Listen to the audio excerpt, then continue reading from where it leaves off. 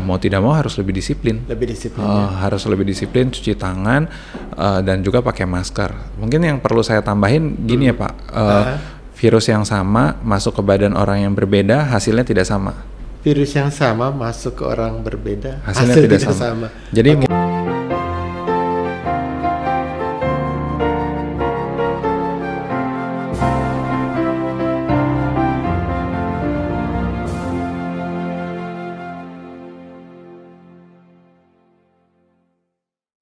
Halo Sobat YBHK, jumpa lagi di acara kesayangan kita, Sukses Bersama YBHK.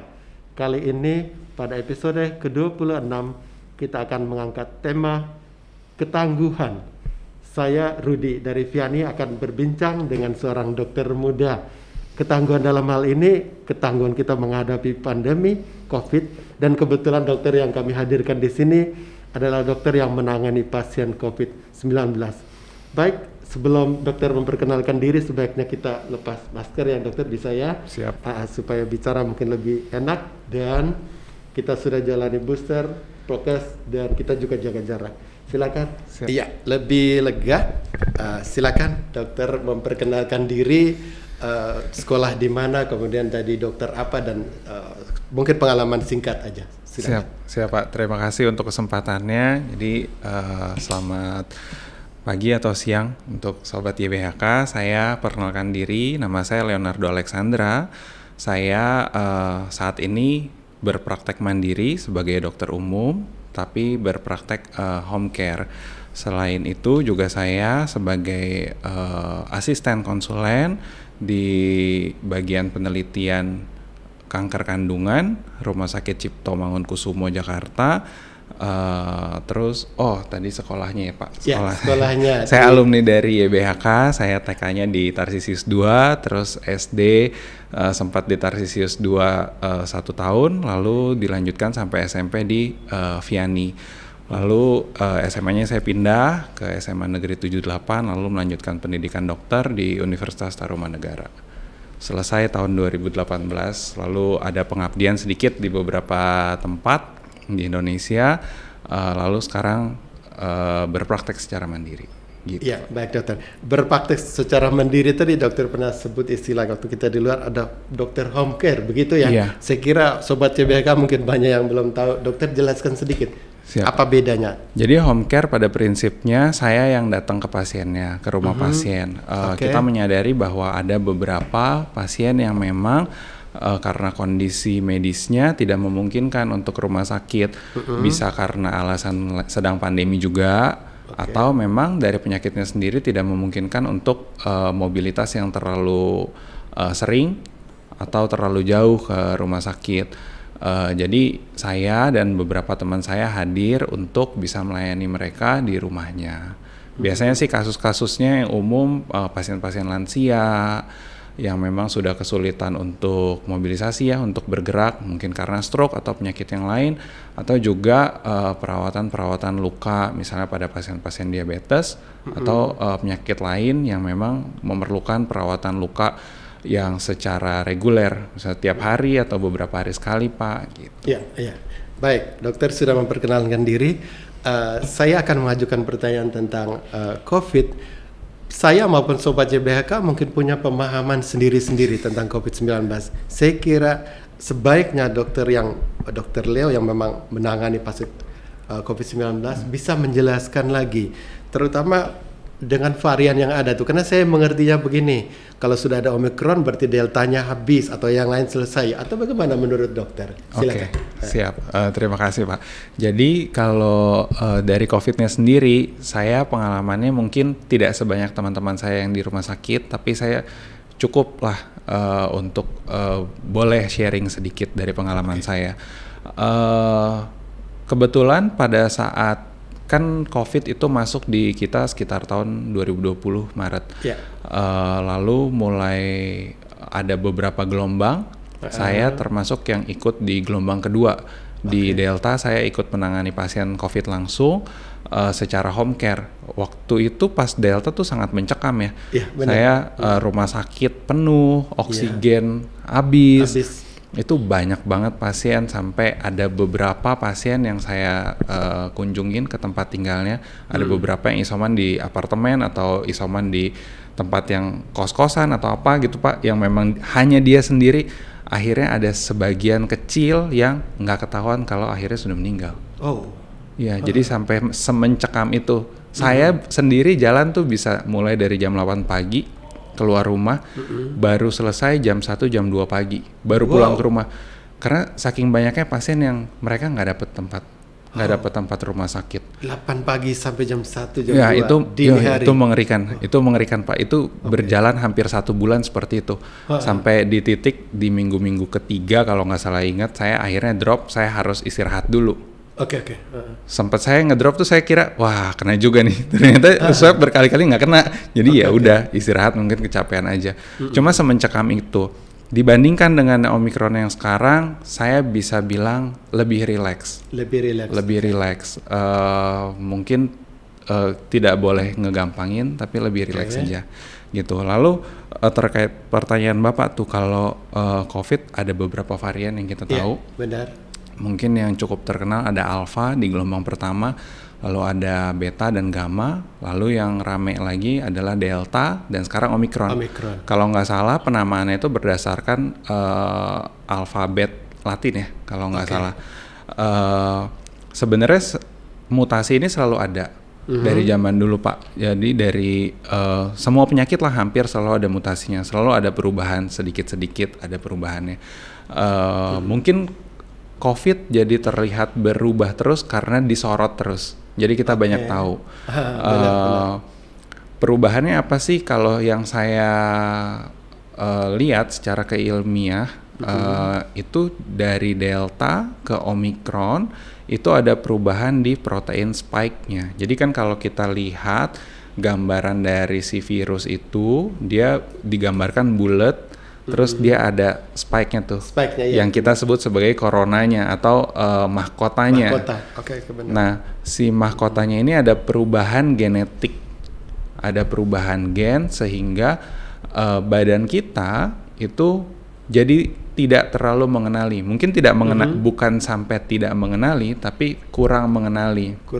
Sehingga sempat ada beberapa concern. Apakah efektivitas vaksin yang sudah diberikan masih efektif atau tidak untuk Omikron gitu. Karena ada sedikit perubahan. Itu juga yang menjadi alasan kenapa pemeriksaan swabnya sedikit berbeda.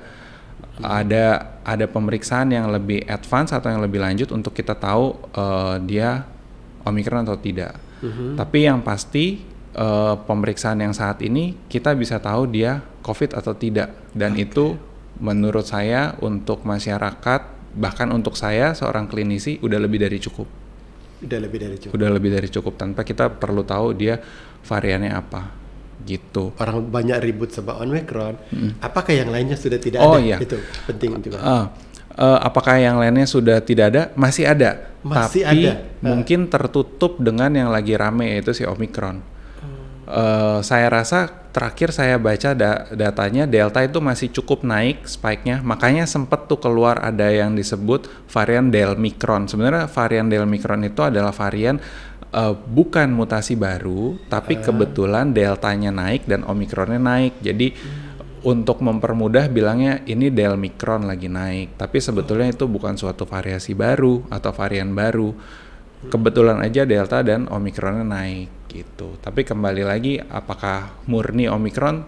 Pasti tidak. Mayoritas Omikron. Tapi apakah kita bisa membedakan? Bisa, tapi sulit membedakannya. Apakah ada keperluannya? Tidak.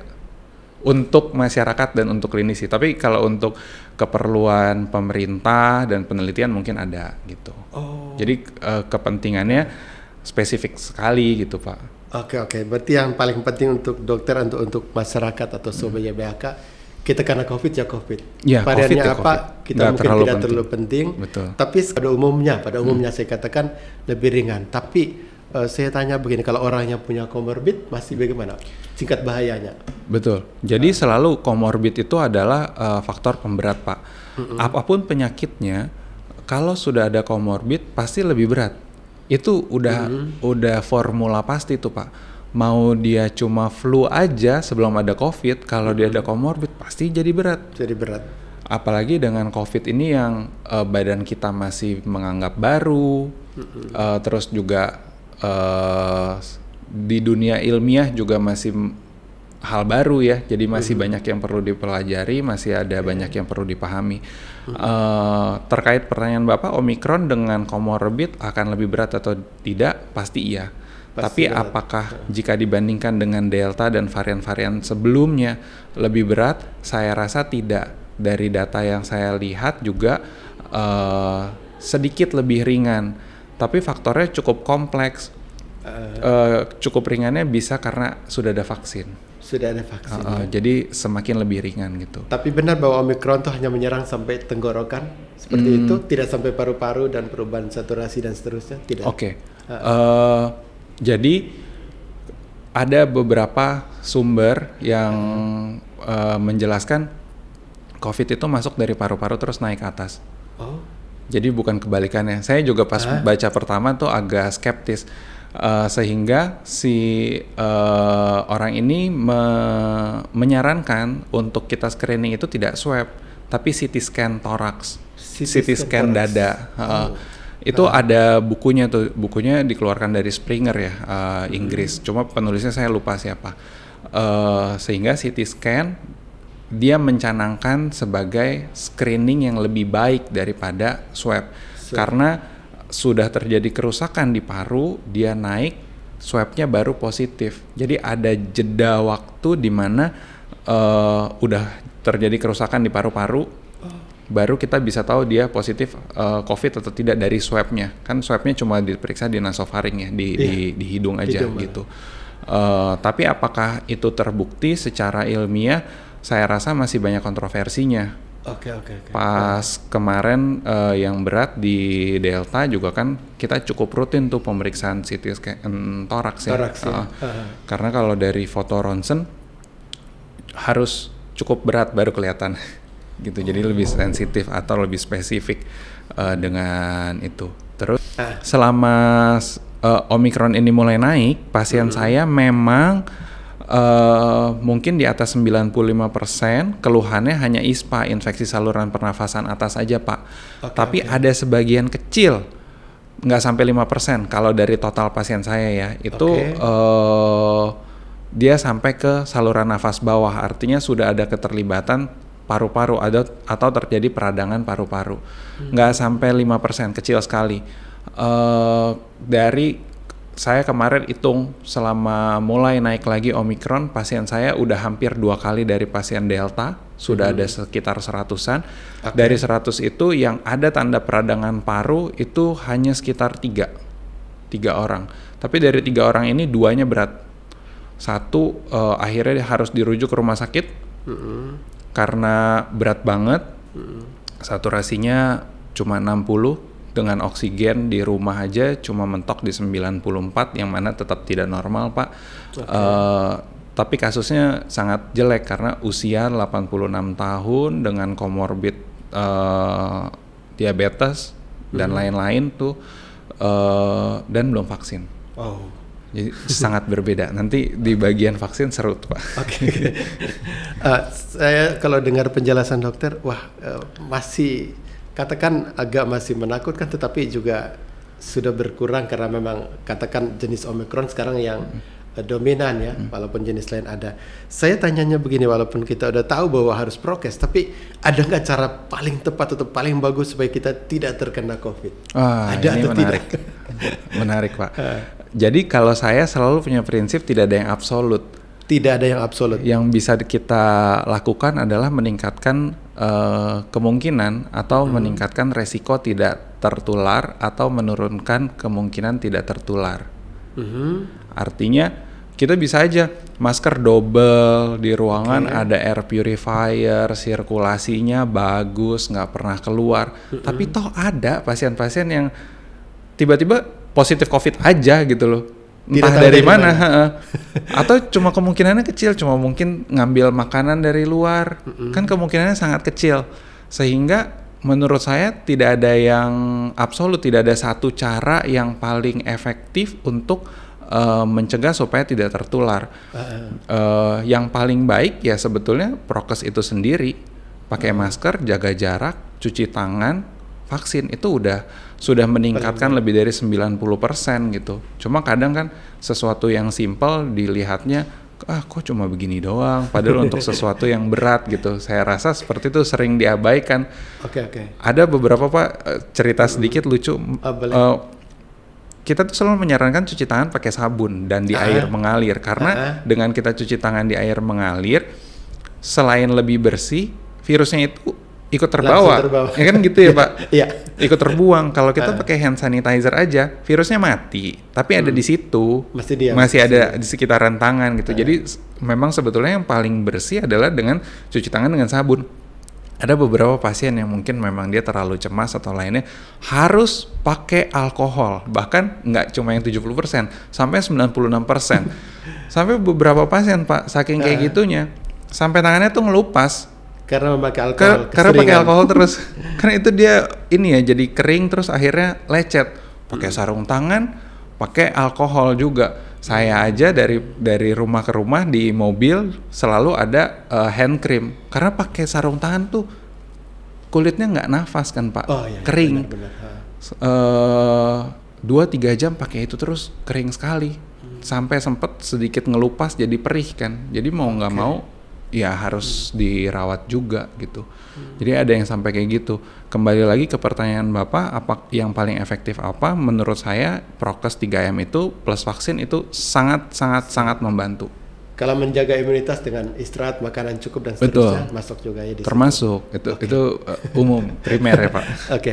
Saya tanya untuk siswa kami ya, banyak usia remaja atau anak-anak. Ini di Jakarta ini umumnya sudah terima booster. Terus anak sama siswa yang sampai SMA saya kira baru terima vaksin 2. Apakah buat mereka lebih rentan untuk dapat COVID, untuk kena COVID? Oke. Daripada yang sudah dapat booster. Gitu. Baik. Untuk kenanya yang saya tahu, mungkin saya jawabnya secara ilmiah, kalau sudah 2 kali vaksin, maka kemungkinan untuk kenanya itu kurang dari 30%. Jadi sekitar 70% perlindungan terhadap COVID. Kalau sudah booster, terakhir saya tahu kalau nggak salah angkanya di atas 95%. Persisnya saya lupa, cuma di atas 95%. Berarti kemungkinan kena 5% gitu? Iya. Masih bisa kena 5%. Tapi saya suka bilang, itu kan angka statistik. Kadang kita nggak bisa tahu tuh Pak, kita akan jatuh ke yang 5% atau yang 95%. Tapi setidaknya kalau kita jatuh di 5%, ada angka lain, kemungkinan perburukan, kemungkinan meninggal, itu berapa persen. Dan semakin divaksin, angka kematiannya atau angka perburukannya semakin kecil. Dengan masih kemungkinan 30% kena untuk siswa yang masih dapat 2 kali vaksin, berarti bagaimana Dr. Leo menilai kalau kebijakan pemerintah yang masih sampai sekarang izinkan atau bahkan menyuruh untuk PTM, pertemuan tatap muka, belajar di sekolah, kira-kira bagaimana? Menurut saya agak kompleks, ada banyak dimensi yang harus diperhatikan sebetulnya selepas dari vaksinnya. Vaksin satu hal, tapi ada faktor-faktor lain seperti prokesnya juga tentunya perlu didisiplinkan, dan mungkin dari pihak sekolah juga harus sedikit memodifikasi ruangan belajarnya supaya sirkulasinya bisa lebih baik sehingga risiko untuk tertularnya lebih kecil. Risiko tertular lebih kecil. Tapi untuk kebijakannya apakah sesuai atau tidak, saya rasa multidimensi ya, agak sulit untuk menilainya. Untuk di beberapa daerah dengan cakupan vaksin yang sudah cukup tinggi dan disiplin protokol kesehatan serta literasi dari masyarakatnya yang sudah cukup baik, menurut saya PTM bisa dilakukan. Tetap bisa dilakukan ya. Karena kalau ditimbang-timbang mungkin efektivitas belajar secara online dan tatap muka jauh ya Pak. Iya benar-benar. Jauh sekali. Saya semenjak semua online, ada seminar, jadi webinar, wah itu bisa di titik dimana ya udah nyalahin aja, udah males dengerin untuk dapat sertifikat. Maksudnya ya itu yang terjadi karena sudah terlalu mudah, jadi digampangin ya. Jadi tetap PTM lebih perlu ya, karena mungkin efektivitas perlu belajar mungkin. Iya mungkin lebih perlu ya kalau ditimbang-timbang. Faktor risiko bisa diturunkan dari kebijakan sekolah dan pengaturan ruang juga tingkah laku para siswa sendiri. Betul, ya, setuju. selain pada pengawasan guru. Oke. Tentang booster yang diterima ini memang banyak sekali informasi, tapi mungkin dokter bisa jelaskan, ada booster yang sekian, ada yang terima setengah dosis, ada yang satu, dan katanya harus cocok-cocokan, yang pertama apa, kedua apa, booster harus apa. Coba bisa dijelaskan lagi ya. Jadi kalau booster itu yang pasti adalah jika boosternya atau kombinasi vaksinnya itu heterogen, dalam artian kan ada vaksinnya itu sendiri ada beberapa mekanisme kerja. Ada yang memang menggunakan virus yang dilemahkan, misalnya pada contoh Sinovac, atau menggunakan gen dari si virusnya atau yang kita biasa bilang mRNA-nya, lalu disisipkan ke badan carrier pembawanya bisa macam-macam, itu tergantung dari perusahaannya, lalu dimasukin ke badan kita. Pada prinsipnya semakin beragam vaksin yang kita terima, efektivitasnya lebih baik. Kombinasi mana yang mana ini sebetulnya hampir mirip-mirip angkanya, efektivitasnya yang pasti di atas 85%, ada beberapa yang di atas 90%. Ya, benar. Kombinasinya mana yang mana ini sepertinya itu lebih kepada ketersediaan vaksinnya itu sendiri. Jadi mau benar. Misalnya basis Sinovac ketemu dengan Pfizer atau ketemu dengan AstraZeneca atau dengan Moderna, itu hasilnya akan tetap baik. Hasilnya baik. Hasilnya tetap baik. Cuma ya selisih angkanya nggak terlalu banyak sih setahu saya. Gitu. Baik. Ada pasien tadi memang kalau hasil booster pun bagus, tetapi memang ada pengalaman bahwa pasien atau orang yang sudah booster pun dia bisa kena, bahkan dulu sudah kena, di booster kena lagi. Itu bagaimana, dokter? Betul. Jadi Pak, ini sebenarnya menarik ya. Waktu Omikron mulai muncul di dunia, jadi belum di Indonesia. Penelitiannya itu angka reinfeksi. Saya pas baca reinfeksi itu agak mengerikan karena yang dinilai itu bukan pasien baru, tapi pasien yang sudah pernah kena lagi. Artinya kan populasinya jadi seluruh dunia lagi nih. Kan kalau kan logika berpikirnya gini Pak, kalau yang dinilai infeksi berarti katakan misalnya di dunia ada 1 miliar orang, misalnya saya nggak ingat berapa. Yang sudah kena misalkan sudah 10 juta, berarti sisanya nih yang masih belum kena bisa dihitung. Tapi ternyata penelitiannya dia reinfeksi, artinya kita mulai dari nol lagi, mulai dari 1 miliar lagi gitu. Makanya saya pas pertama kali lihat penelitian, wah ngeri juga ya gitu. Terus kalau sudah di booster apakah bisa kena lagi? Tentu bisa. Bisa kena. Bisa. Jadi vaksin itu dari zaman dulu memang tidak pernah bilang tidak akan kena. Tidak akan kena, bukan? Bukan. Tapi kalau kena tidak berat. Kan contoh kalau dulu vaksin wajib ada BCG, cacar. Waktu TK saya sempat tuh dikasih tetes polio. Di sini saya ingat banget dikasih itu, manis soalnya rasanya. Beberapa tetes. Terus tapi kan kasus itu tetap ada. BCG untuk TBC, buktinya pasien TBC banyak banget. Banyak tetap ada. Apakah berat? Sebagian kecil berat, sebagian tidak. Jadi mengurangi angka itu. Begitu juga pada vaksin COVID. Makanya selalu dibandingkannya, penelitiannya membandingkan antara pasien yang divaksin dengan angka masuk rumah sakit, dalam hal ini perburukan, atau mortalitas, dalam hal ini kematian. Jadi kalau divaksin, angka keduanya ini, perburukan dan kematian, jauh turun. Jauh turun, resikonya tuh jauh turun. Gitu. Tapi ya kembali lagi Pak, itu angka statistik, kita tidak pernah tahu jatuhnya kemana. Mungkin saya kasih analogi seperti ini. Ada beberapa pemeriksaan yang lagi cukup sering pasien periksakan, bahkan mandiri. Mereka periksa antibody terhadap COVID-nya. Kan ada beberapa lab yang bisa memeriksakan. apakah ada maknanya sampai saat ini? Makna secara klinisnya itu belum ada. Jadi belum ada tuh parameter, kalau misalnya lebih dari nilai sekian maka nggak kena COVID, atau COVID-nya akan ringan. Itu belum ada kesepakatannya. Jadi kalau waktu itu saya juga sempat periksa, periksa tuh hanya untuk seru-seruan.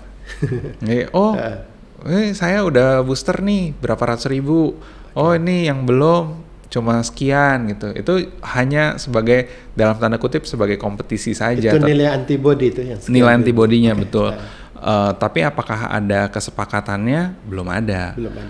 Apakah dengan antibodi yang semakin tinggi akan jadi tidak terkena atau terhindar dari COVID? Tentu saja tidak, tapi bisa mengurangi resikonya. Analoginya seperti kalau kita badan kita satu rumah atau satu negara, maka ada satu penjaganya. Kalau dalam hal negara mungkin penjaganya ada polisi dan juga ada tentara. Lalu ini merepresentasikan antibodi kita. Jadi misalnya antibodi kita ada 10.000, maka ada 10.000 pasukan yang siap untuk menjaga badan kita terhadap COVID. Tapi apakah si COVID yang menginvasi ini jumlahnya 10.000, kan kita tidak bisa tahu. Kalau ternyata yang masuk 30.000 ya kita kewalahan juga. Tapi kalau ternyata yang masuk kurang dari jumlah yang kita punya, misalnya ternyata kita punya 10.000, masuknya cuma 1.000, ya kemungkinan besar kita bisa melawan itu dengan baik gitu. Tapi kalau ternyata yang 1.000 juga pasukan khusus, ya susah juga gitu. Jadi kembali, makanya saya bilang yang terbaik yang kita bisa lakukan adalah mengurangi resiko. Mengurangi resikonya, seperti itu Pak. Baik dokter, ini ada banyak kalangan, menurut saya sih berita gembira untuk yang memprediksi bahwa atau menilai situasi sekarang dunia itu sudah pada tahap penurunan pandemi. Bahkan kita dengar beberapa negara Eropa sudah bisa katakan lepas masker, walaupun mungkin ada yang menentang. Pandang dokter sendiri bagaimana, dan untuk Indonesia bagaimana nih? Boleh lepas masker atau masih lama? Silakan. Kalau secara keilmiahannya yang saya tahu, memang variannya ini semakin lama semakin melemah. Semakin melemah. Kita juga bisa melihat dari sejarahnya di pandemi-pandemi sebelumnya atau penyakit-penyakit sebelumnya, mutasi ini selalu ada dan biasanya dia akan selalu semakin melemah di titik di mana dia dapat hidup berdampingan dengan inangnya. Lalu untuk kebijakan di negara-negara yang lebih maju untuk bisa melonggarkan prokes, lepas masker, apakah bisa diaplikasikan di Indonesia? Menurut saya pribadi untuk saat ini mungkin belum. Mungkin saat ini belum, karena kalau dari data dan teman-teman saya yang masih mengerjakan vaksin di beberapa daerah, khususnya yang semakin pelosok itu cakupannya masih kecil. Masih ada beberapa yang belum dapat vaksin kedua bahkan ya Pak. Masih ada yang belum dapat. Vaksinnya habis, ada yang gitu juga. Mungkin transportnya, jadi masih. Saya rasa kalau untuk lepas masker mungkin belum, tapi optimisnya adalah kita udah bisa lebih rileks. Karena 2 tahun pandemi ini sudah cukup banyak ilmu yang kita tahu, sehingga dari pihak medis juga lebih siap, pengamanan untuk dirinya lebih siap, obat-obatannya lebih tersedia, kesiapan rumah sakit dan peralatan-peralatan penunjang pasiennya juga lebih tersedia. Pengetahuan terhadap penyakitnya pun juga semakin luas, semakin banyak, sehingga kita bisa pakai cukup banyak strategi untuk beda-beda kasus gitu. Tentu aja masih ada segelintir yang kita belum tahu, tapi secara umum kita bisa lebih pede lah untuk ngerjain. Lebih pede sehingga lebih rileks hadapi pandemi ini. Betul. Dokter, seandainya Indonesia ini masih berlanjut, COVID kita tidak berharap, tapi seandainya masih berlanjut tahun ini mungkin sampai akhir tahun misalnya, apa masih perlu booster lagi? Booster keempat? Vaksin keempat jadi booster kedua, perlu nggak itu? Ini menarik Pak, jadi kalau yang saya tahu itu sudah ada penelitiannya, entah di Inggris atau di Kanada saya lupa, mereka coba suntikan booster yang keempat, vaksin yang keempat, terjadi peningkatan antibodi, tapi peningkatan ini tidak banyak, tidak sebanyak booster pertama atau vaksin yang ketiganya, sehingga mungkin untuk suntikan keempat atau vaksin keempat ini masih butuh penelitian lebih lanjut dengan subjek yang lebih banyak, sehingga bisa merepresentasikan populasi yang lebih banyak juga, sehingga bisa digunakan sebagai kebijakan publik apakah perlu atau tidak gitu. Jadi kalau hanya sebatas sekarang di Kanada atau di Inggris tadi itu tidak disarankan atau belum disarankan untuk vaksin keempat. Belum disarankan. Karena efektivitasnya tidak terlalu bermakna. Mungkin bisa menjadi pilihan pribadi masyarakatnya, tapi untuk dijadikan kebijakan publik mungkin belum bisa disimpulkan. Belum bisa. Dokter, saya kembali ke sekolah aja. Tadi memang sudah disinggung PTM. Mungkin dokter memberitahu kami kiat-kiat PTM yang baik, akhirnya belajar di sekolah untuk cara yang baik supaya memang terhindar dari COVID. Silakan. Iya, jadi kalau menurut saya karena mempertimbangkan tadi ya Pak, efektivitas belajar tatap muka dengan online jauh lebih efektif tatap muka. Iya. Tapi tentu saja dengan kondisi seperti ini pertimbangannya juga jadi banyak ya Pak. Tentu dari sekolah juga tidak mau tempatnya menjadi tempat atau pusat penularan. Begitu juga saya rasa orang tua murid juga pasti ragu-ragu. Jadi mungkin ada beberapa kiat atau beberapa tips yang mungkin bisa digunakan supaya mengurangi risikonya. Yang utama kita perlu tahu bahwa COVID ini kan menular dari droplet. Droplet itu adalah semua yang keluar dari mulut kita tuh. Ada percikan sedikit.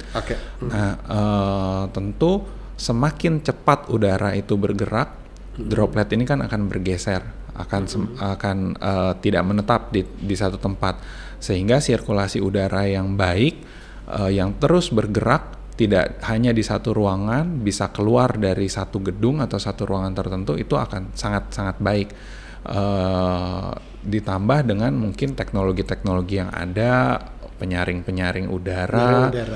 Itu juga bisa membantu. Tapi menurut saya yang utama adalah sirkulasi udara yang utamanya modifikasi, baru yang lain-lainnya sebagai penambah. Contohnya jendela, pintu dibuka begitu. Betul. AC boleh nyala untuk menggerakkan udara ya. Menggerakkan udara juga menjaga suhunya masih cukup. Betul. Terus itu dari ruangan, mungkin dari anak-anak muridnya juga, mau tidak mau harus lebih disiplin. Harus lebih disiplin, cuci tangan dan juga pakai masker. Mungkin yang perlu saya tambahin gini ya Pak, virus yang sama masuk ke badan orang yang berbeda hasilnya tidak sama. Virus yang sama masuk ke orang berbeda hasilnya tidak sama. Jadi mungkin kalau yang masih muda-muda, anak-anak usia sekolah kan masih muda-muda, mungkin mereka pikir ringan-ringan aja. Ya mungkin kemungkinan besar kalau kalian yang kena ringan-ringan aja. Tapi kalau hal itu dibawa kena orang tua, hasilnya bisa berbeda. Dan saya rasa tidak ada yang mau kan gitu. Jadi sama-sama menjaga, jadi supaya kalian tidak menularkan orang rumah atau juga kebalikannya. Buat dia mungkin tidak ada apa-apanya dan dia tidak rasa apa-apa karena daya tahan tubuh lebih baik. Tapi kakek nenek atau orang tua mungkin berbahaya. Betul. Jadi mungkin itu yang dipikirin. Ini kaitan sama PTM, situasi siswa atau kondisi siswa yang bagaimana bisa dijadikan alasan untuk atau dianjurkan untuk tidak datang ke sekolah. Iya.